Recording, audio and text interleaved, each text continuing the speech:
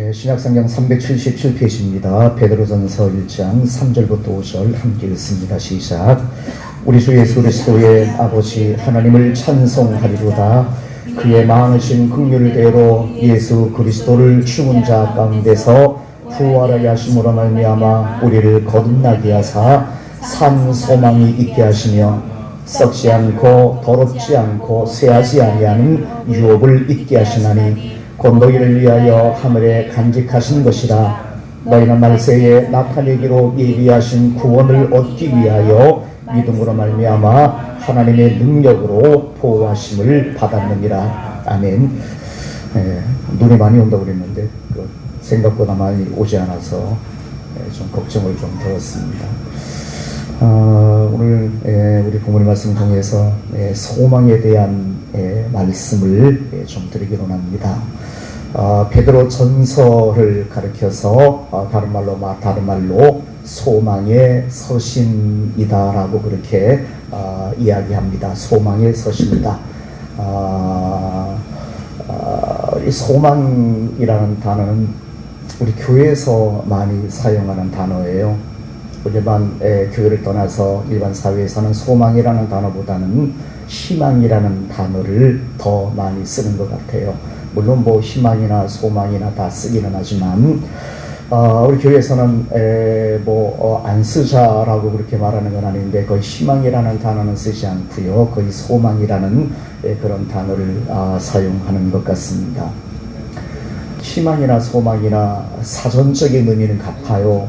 바라거나 기대하는 것을 희망이다, 소망이다, 한자로 그렇고 또한 일반적으로 그렇게 사용합니다. 내가 어떤 것을 기대하거나 미래에 뭔가 내가 얻어지기를 이루어지기를 기대하거나 소망하는 것들을 희망이다 아니면 소망이다라는 그런 단어를 사용하게 되었습니다.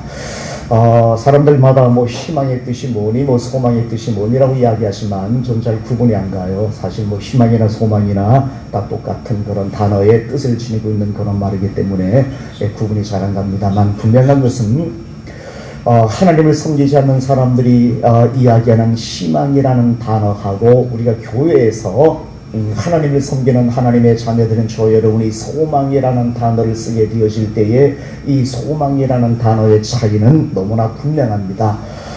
일반적으로 사전적으로는 희망이나 소망이나 똑같은 의미를 지니고 있지만 이것이 일반적인 하나님 섬기지 않는 사람이 사용하는 희망이나 소망이라는 단어하고 우리가 사용하는 소망이라는 단어의 뜻은 너무나 분명하게 뜻이 갈라지게 되어 있는 것을 보게 되어서요.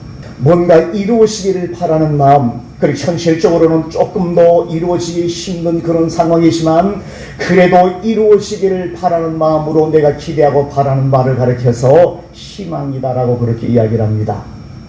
여러분이 교회 나오셨습니다. 여러분이 하나님을 섬기고 하나님을 믿습니다.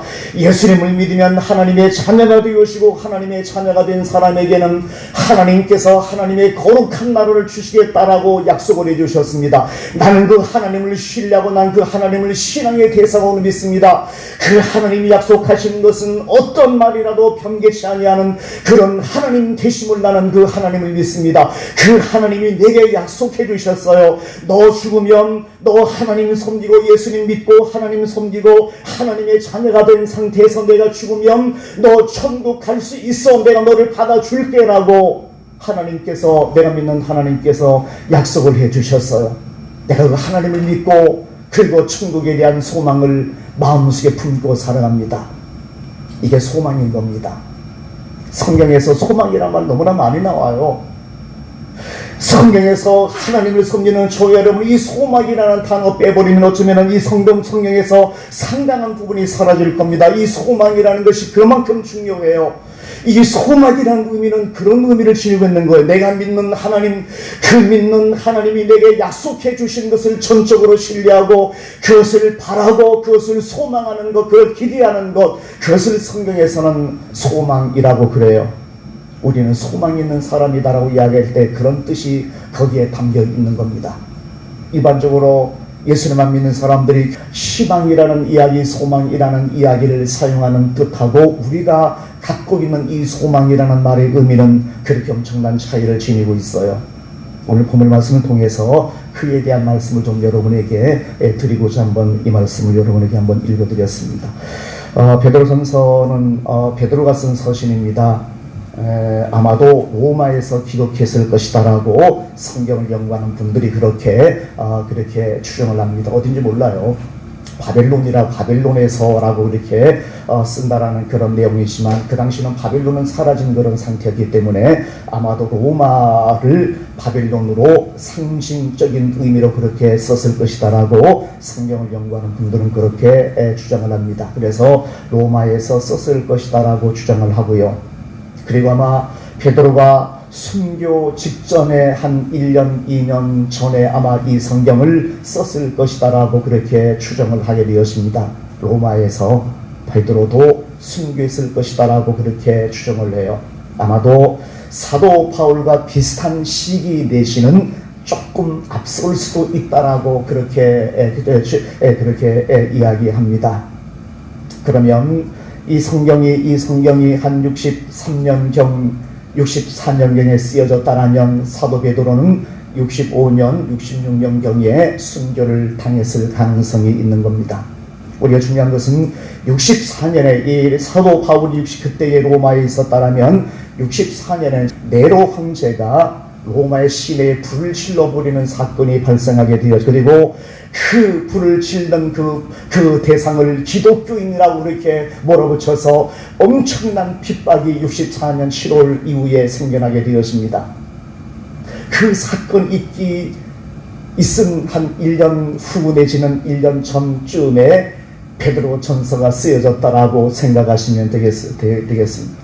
다시 말씀드리면, 고난의 한 복판에 성도들이 있을 때에 초대교회 성도들이 정말 힘들게 하나님을 섬기며 예수님을 섬기는 그 힘든 고난의 한 가운데에 있을 때에 사도 베드로가 이 베드로 전서를 써서 고난받는 성도들에게 발송한 서신이 베드로 전서다라고 그렇게 이해를 하시면 됩니다. 그래서 이 베드로 전서에서 가장 많이 나오는 단어가 고난이라는 단어입니다. 저는 안 세어봤습니다만 어떤 책을 보니까 100번 넘게 기록이 되어졌다라는 그런 글을 제가 읽었습니다. 고난이라는 단어가 그렇게 좀 많이 등장해요. 그런데 고난이라는 단어가 이렇게 이렇게 많이 등장하면 이 성경을 고난의 서신이라고 이야기해야 될 것 아니겠어요? 그런데 이 성경을 고난의 서신이라고 이야기하지 않냐고 베드로 전서를 소망의 서신이라고 그렇게 별명을 붙여놨습니다. 그리고 중요한 단어가 소망이라는 단어가 이 베드로 전서에 등장해요.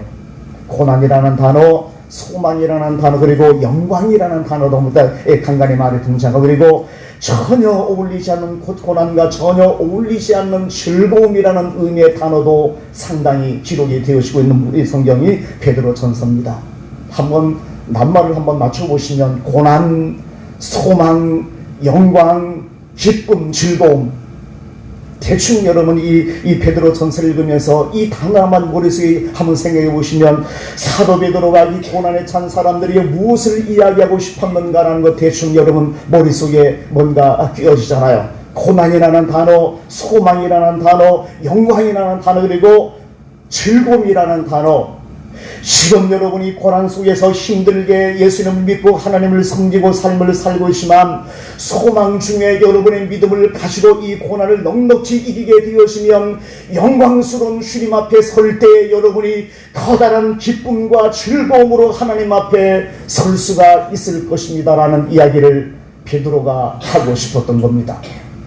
여러분이 지금 고난은 한가운데지만 어쩌면은 64년 이후에 이 성경이 기록되어지고 있다면 네로 황제가 로마에 불을 지르고요, 그 모든 책임을 기독교인들에게 다 돌리고요, 기독교인들이 수많은 순교를 당하고 수많은 고통을 당하고, 그래서 뿔뿔이 로마를 다 탈출해서 조금 더 안전한 지대로 막 흩어졌던 그런 시대, 그런 상황 속에서 사도 바울은 그들에게 편지를 들어서 여러분이 지금 당하는 삶에 엄청난 고난이 있지만 그 그러나 하나님의 거룩한 나라의 소망을 여러분 바라보십시오. 그리고 영광 중에 우리 주님이 재림하시게 되었으면, 아니 내가 영광 중에 내가 하나님 앞에 서게 되었으면, 그때 여러분은 하나님 주시는 커다란 즐거움과 기쁨을 여러분이 맛보며 그런 주인공이 되어줄 수가 있을 것입니다라고 이야기하고 싶은 말씀이 베드로 전서의 말씀입니다.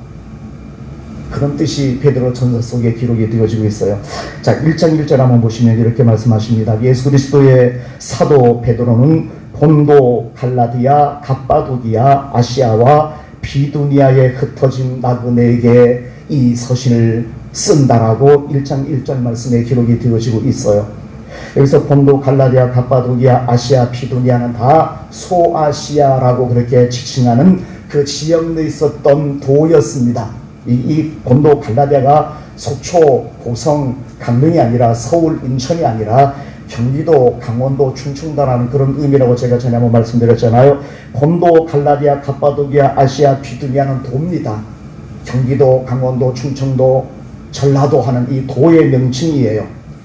이 명칭, 이 도가 합해서 성경에서 성경 연구하는 분들이 소아시아라고 이렇게 불러요. 이 소아시아라는 그 넓은 심양 안에 이런 도들이 거기에 있었던 거예요.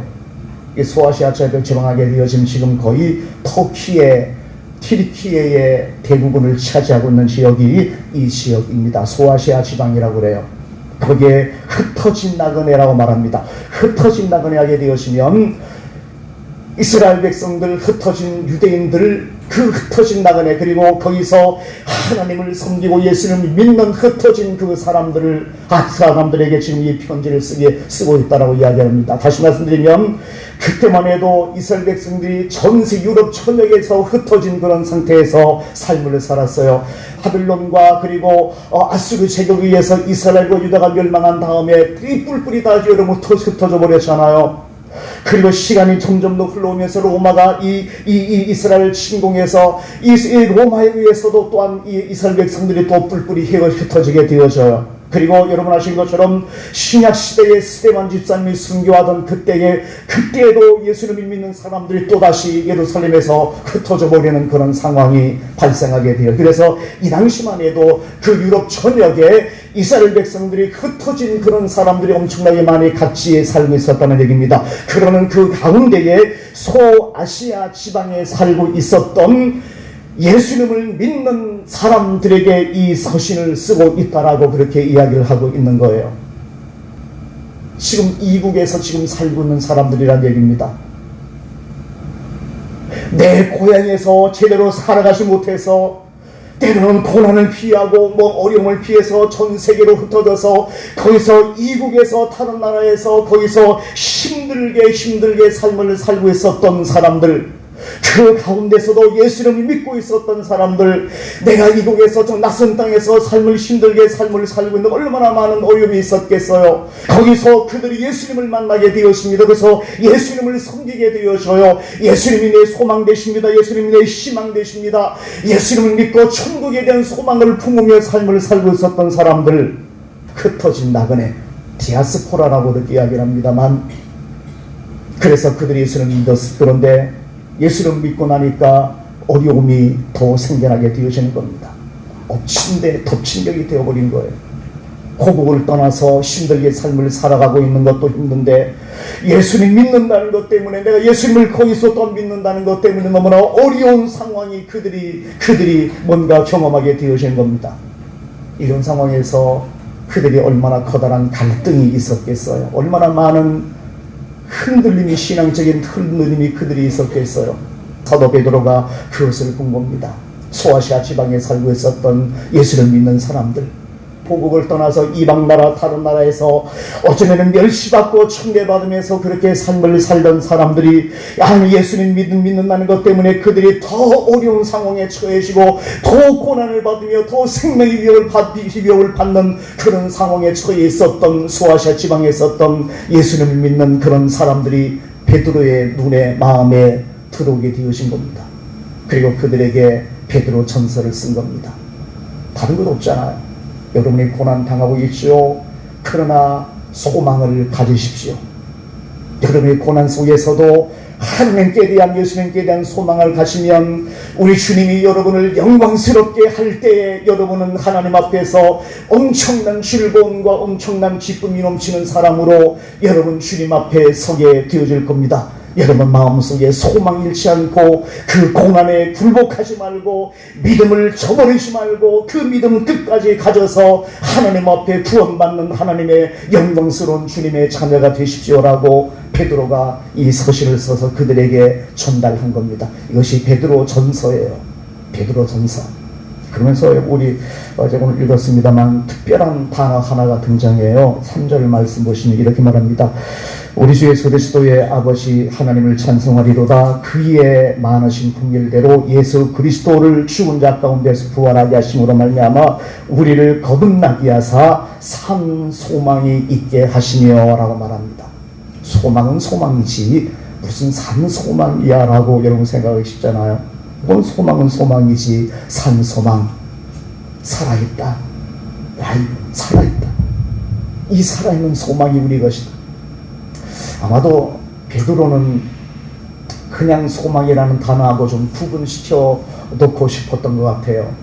자기들은 이스라엘 백성들인데 터키에서 살고 있었던 이 사람들 무슨 희망이 있고 무슨 소망이 있었겠어요. 그리고 그런 땅에서 삶을 살고 있는 사람인데 무슨 내가 출세하고 내가 잘 살고 잘 먹고 하는 어떤 그런 소망을 그들이 꿈꿀 수나 있었겠어요. 이것과 거리가 먼 사람들이었습니다. 멸시받고 천대받으며 무시받으며 따돌림당하며 그냥 내 생명을 보존하는데, 생명을 유지하는데 그냥 그렇게 삶을 살고 있으면 그것으로 다행이다라고 생각되어질 만큼의 어려운 그런 환경 속에 삶을 살던 사람들, 그들이 이 세상에서 무슨 소망을 꿈꿀 수 있었겠어요? 얼마나 내가 좋은 집을 지어 살며, 얼마나 내가 돈을 많이 벌며, 얼마나 내가 출세하고, 얼마나 내가 번영할 거라는 그런 꿈을 그런 소망을 그들이 가질 수가 있었던 그런 사람이었겠어요. 아마도 사도 바울이 여러분도 잘 살 수 있어요. 돈 많이 벌고 여러분 좋은 집 짓고 살 수 있어요 라고 이야기하면 이들을 아마 더욱이 절망스러운 그런 상황에 빠졌을 거예요. 왜냐하면 현실적으로 그렇게 되어줄 수 없는 그런 상황인 겁니다. 내가 아무리 노력해도, 내가 아무리 발버둥치고, 이들이 예수님 믿는 사람이어도, 내가 아무리 기도해도 그 상황이 그런 거예요. 이방 땅에서 다른 나라의 삶을 살고 있는데, 그리고 예수님 믿는다는 것 때문에 또한 고난받고 있는데, 이들이 그 상황 속에서 여러분 예수님 믿으면 잘 먹고 잘 살 수 있어요. 부자가 되어 좋은 집 지금의 삶을 살 수 있을 거예요. 여러분 그에 대한 소망을 가져요라고 베드로가 이야기하면 현실적으로 이것이 가능하지 않잖아요. 가능하지 않아요. 그래서 베드로는 이 현실 속에서 그들이 힘들게 살고 있지만 베드로는 그들의 마음속에 다른 이야기를 하고 싶었던 거예요.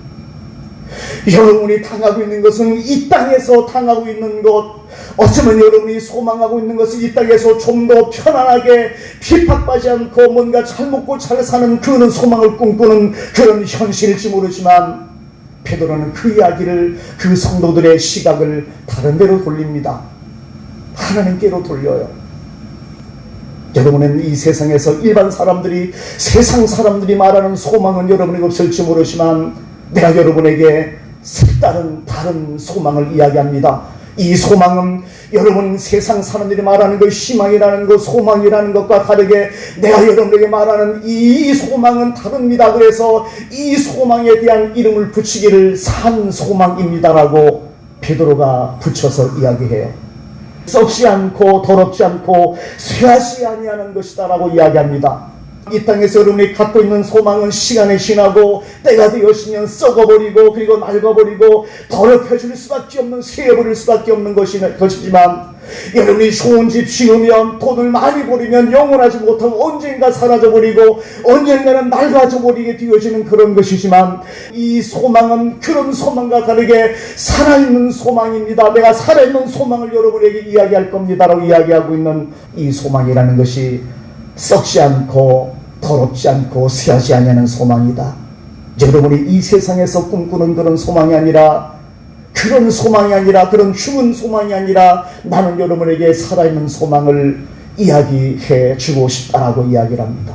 그러면서 뭐라고 그러냐면 4절 마지막 보시게 되어지면 하늘에 간직하신 것이다라고 그렇게 말씀하십니다.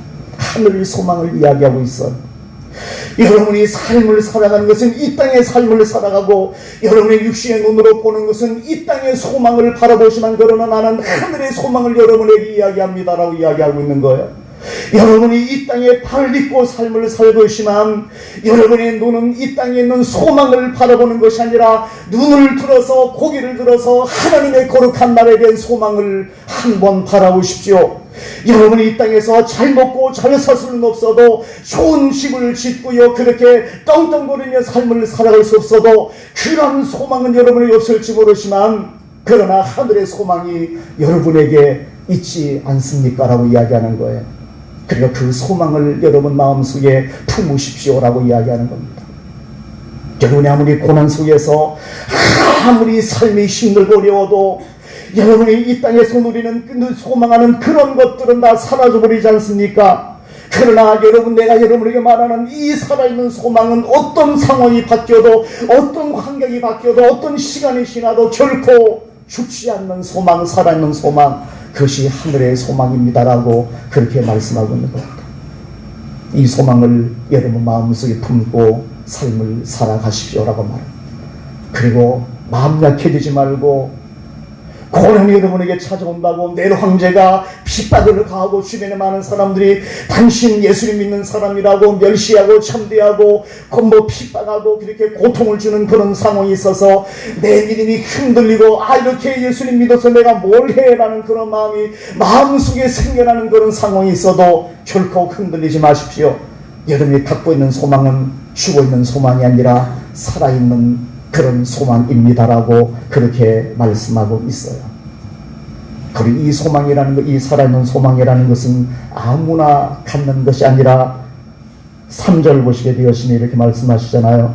많으신 긍휼을 대로 예수 그리스도를 죽은 자 가운데서 부활하게 하심으로 말미암아 우리를 거듭나게 하사 산 소망이 있게 하시느라, 거듭나게 하사 산 소망이 있게 하시고, 이 소망은 다른 사람 것이 아니라 하나님 밖에, 예수님 밖에서는 내가 누릴 수 없는, 품을 수 없는 소망이다. 이 소망은 오직 거듭난 하나님의 사람, 예수님을 믿어서 하나님의 자녀로 거듭난 하나님의 사람들 그 마음속에만 존재하는 살아있는 소망이다라고 그렇게 말합니다.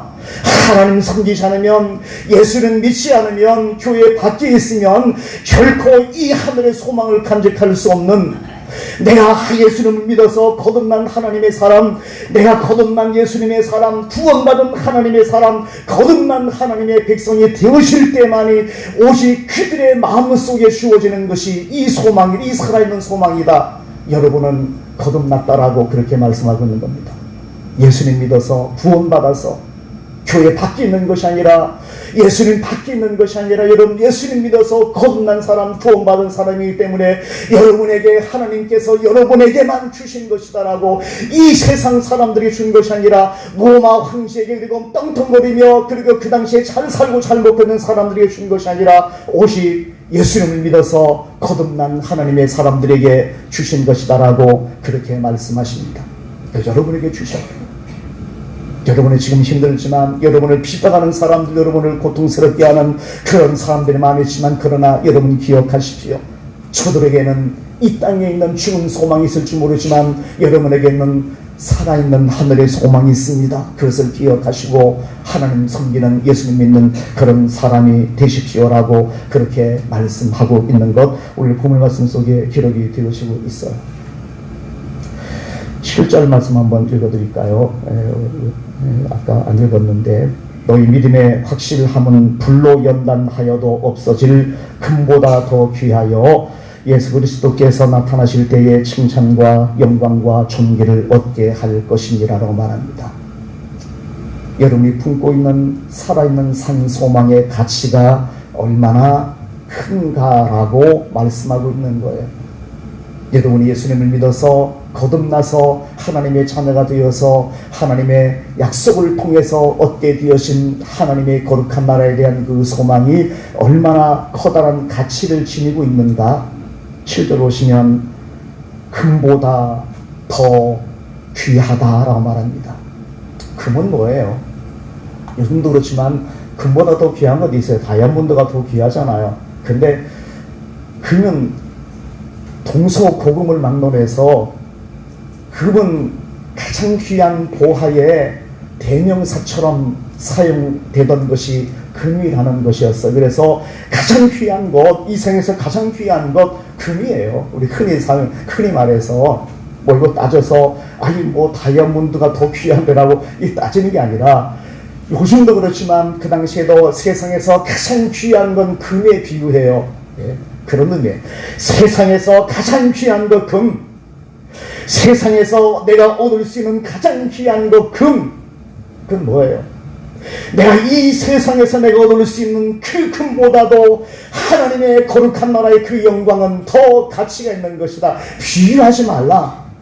너희들이 이 세상에서 이 금을 얻지 못해서 가난하게 살고 핍박을 당하며 도망다니며 그렇게 뿔뿔이 흩어져서 그렇게 힘들게 삶을 살고 있지만, 그래서 너희들의 손에는 이 금이 전혀 없는 그런 사람이지만, 그러나 기억해라. 이 세상에서 금이 그렇게 귀한 것일지라도 너희들이 소유하고 있는 하나님의 거룩한 나라에 대한 산소망은 이 금과 비교할 수 없도록 엄청난 가치를 지니고 있는 것이다. 비유하지 말라라는 이야기입니다. 내 눈에 보이는 이 세상에 있는 어떤 가치보다도 내 눈에 보이지 않지만 우리에게 주어진 천국에 대한 가치가 엄청나게 크고 가치 있는 것이라는 얘기입니다. 그렇기 때문에 이 가치를 인정하고 받아들여라. 그래서 이것이 내가 없다, 세상적인 금이 내가 없다고 하나님의 나라의 그 영광을 포기하고 배교하는 믿음을 잃어버리는 사람이 되어지지 말아라. 가치 있어서 비교가 된다. 조족지혈이라고 해요. 세 발의 피라고 해요. 비교도 안 된다. 가치의 의미가 없는 것이다. 그걸 깨닫고 그걸 알고 그렇게 받아들이라는 말씀이 오늘 이 말씀 속에 담겨 있는 겁니다. 사도 베드로가 흩어진 나그네들, 힘들게 고국을 떠나서 힘들게 살고 있는 사람들, 아니 거기서 예수님을 또 믿게 되어졌는데 그 예수님 때문에 또다시 덮친 격으로 더 힘들게 되어지는 상황 속에 처해 있던 소아시아 지방의 디아스포라도 그들의 갈등이 얼마나 심했겠어. 믿어야 될까 말아야 될까, 힘들게 이렇게 어려운데 믿어야 될까 말아야 될까, 예수님을 내가 믿어야 될까 말아야 될까, 얼마나 많은 갈등이 그들의 마음을 흔들고 있었겠어요. 그들에게 베드로가 이야기하고 있는 겁니다. 흔들리지 마십시오. 흔들릴 게 아닙니다. 하나님의 나라의 가치는, 하늘 소망, 살아있는 소망은 여러분이 생각하는 것처럼 흔들릴 수 있는 가치가 아닙니다. 이건 절대적인 겁니다. 어떤 고난과도 어떤 금은 보화보다도 바꿀 수 없는 절대적인 가치를 지니고 있는 겁니다. 여러분의 생명이 끊어지는 한이 있어도, 여러분의 생명을 잃어버리는 한이 있어도 이것 포기하면 안 됩니다라고 이야기하는 것이 베드로 전설을 통해서 그 당시 소아시아 지방 흩어진 나그네들에게 당부하고 있는 하나님의 말씀이다라고 이해를 하시면 됩니다. 그래서 순교자들이 생겨나기 시작했습니다. 내 생명을 버리는 한이 있어도 이 믿음만큼은 버릴 수 없다라는 그런 각오 가운데 초대교회 이런 배경 속에서 순교자들이 엄청나게 등장하기 시작했습니다. 온양 경계장에서 동물의 먹이로 찢기우는 그런 상황이 생겨도, 화형을 당하는 그런 상황이 내 앞에 닥쳐도 결코 예수님을 부인할 수 없는, 하나님을 부인할 수 없는, 하늘의 소망을 포기할 수 없는 그런 마음이 그들의 마음 속에 있었던 것을 보게 되었습니다. 폴리갑이라는 서문학교의 감독이었던 폴리갑이라는 사람, 너무나 유명한 사람입니다. 서문학교의 감독이었습니다. 너무나 인품이 좋고 훌륭한 사람이었습니다. 그런데 예수님 믿는다는 것 때문에 사형에 처해지는, 화형에 처해지는 그런 상황에 처해지게 되었어요. 그런데 이 사람이 너무나 인품이 좋기 때문에 살려주고 싶었어요. 그래서 한 번만 예수님이 주님이 아니라 가이사가, 로마 황제가 주님이라는 말 한마디만 하게 되었으면 당신 죽이지 않고 살려주겠소라고 그렇게 회유를 했습니다. 내가 정말 당신 좋은 힘 때문에 죽이고 싶지 않은데 로마 당국에서 당신 죽이고 싶지 않은데, 그러나 황제에 의해서 핍박이 일어나고 있는 그런 상황이니까 어쩔 수 없는 그런 상황이어서, 그래서 당신 그냥 예수님이 주님이 아니라 로마 황제 가이사가 시저가 주님이라는 한마디 말만 하면 내가 당신 살려주겠다라고 그렇게 회의를 했습니다. 서머나 감독이었던 폴리갑이라는 사람에게 폴리갑이 이야기합니다. 내 나이 86세, 지금까지 하나님께서는 내게 한 번도 섭섭하게 하거나 한 번도 나를 저버린 일이 없습니다. 그런데 어찌 내 한 목숨 살겠다라고 주님을 부인하겠습니까? 라고 이야기합니다. 그리고 화형에 처해지게 됩니다. 서머나 감독이었던 폴리갑이라는 사람의 마지막 순교 장면이었습니다. 우리 조금 마찬가지입니다만 참 편하게, 우리 대한민국 참 편하게 신앙생활 하잖아요. 참 편하게 신앙생활해요. 예수님 믿으면 뭐 하나님께서 복 많이 주셨다고 이야기하고 또 잘 살기도 하고, 이렇게 편안한 환경 속에서 우리가 믿으면 하나님 우리에게 복 많이 주셔서 나도 너무 편안해요 라는 그런 마음 갖고 살아서는 안 되잖아요. 하나님 앞에 더 충성스럽게, 더 헌신하며, 더 겸손하게, 우리 이북에도, 우리 같은 동포인 이북에도 예수님 믿는, 지하에서 예수님 믿는 사람들, 그들이 거기 섬기고 있는 사람들 있잖아요. 그들은 지하에서 아무도 모르게 예배를 드리니까 소리내서 찬송도 못 부르는 거예요. 그들이 와서 우리 한국에 와서 소리내서 찬양 부르는 것이 너무나 놀랍고 너무나 좋은 것이다라고 그렇게 이야기하잖아요. 오늘 하나님께서 우리에게 많은 복을 주셨다면, 많은 복을 주신 것만큼 우리도 주님을 영화롭게 하며 하나님을 그렇게 잘 섬겨가야 됩니다.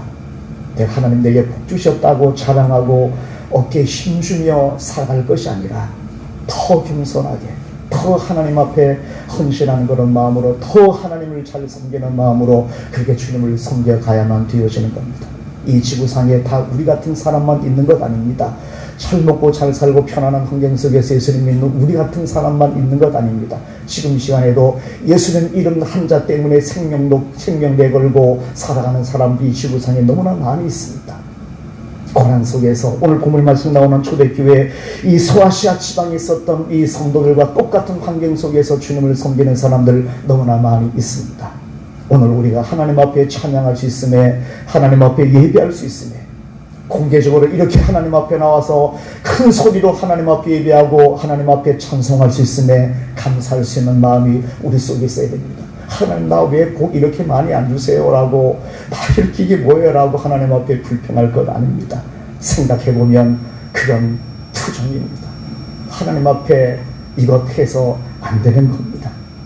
내가 아무리 가난해도, 내가 아무리 힘들어도 하나님 앞에 그렇다면 하나님 뭐 이해해 주시겠지만, 그러나 우리 입장에서 그렇게 하나님 섬겨나가면 안 되는 겁니다. 오늘 우리 앞에, 여러분 앞에 어떤 고난이 찾아와도 오늘 부모님 말씀 초대교회 성도들, 소아시아 지방에 있었던 이 성도들의 믿음 다시 한번 간직하고 붙잡자.